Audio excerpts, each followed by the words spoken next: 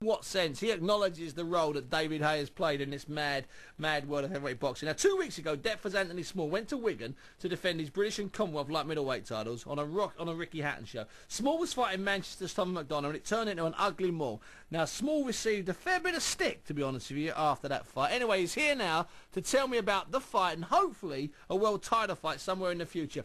First of all, Anthony, let's just spend a couple of minutes talking about that fight, because you've been given a bit of criticism, but there's two sides to the coin, isn't there? Absolutely. I take criticism in the same way that I take praise. Yep. And that is to basically let it go in through one ear out the other. And at the end of the day, I went into the Thomas McDonough fight knowing what type of fight Thomas McDonough was. He's not the most pretty fight. He does make fights boring. My aim was to draw him into a fight, because when it's put on him, he goes negative and starts to run around outside the ring. So if you watch the fight in the first 4 rounds, I achieved my goal, which was to bring him on. The next step was to basically bring him on to basically lead him, not to obviously counterpunch him.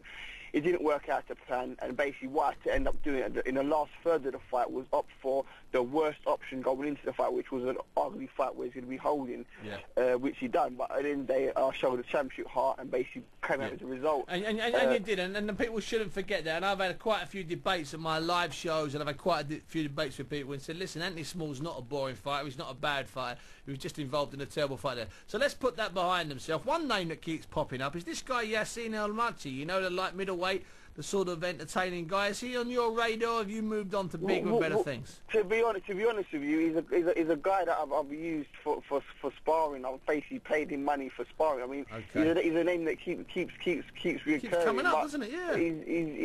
If he wants it with me, then he can have it. I mean, but really and truly, he's a few steps back in any small league. To be honest with you, he's a sparring partner. I mean, I was using it for sparring when I was going to fight Ryan Rhodes. Okay, now, so if I can say he's a sparring partner, I've paid him money to beat him up, basically. Sure. Well, he doesn't go any further. Well, that's sort of put a bit of a lid on that. Now let's briefly, Anthony, because I've had a busy old night tonight. Ryan Rhodes, you mentioned his name there. You were going to fight him. It fell out of bed at very short notice. He's now the European champion. Are you looking at Ryan Rhodes, or are you going to talk to Ricky and try and get one of the world champions in the next 6 months? Anthony Small is aiming at the quickest route to becoming a world champion. All right, listen, Anthony, and you will find that route. I know you will.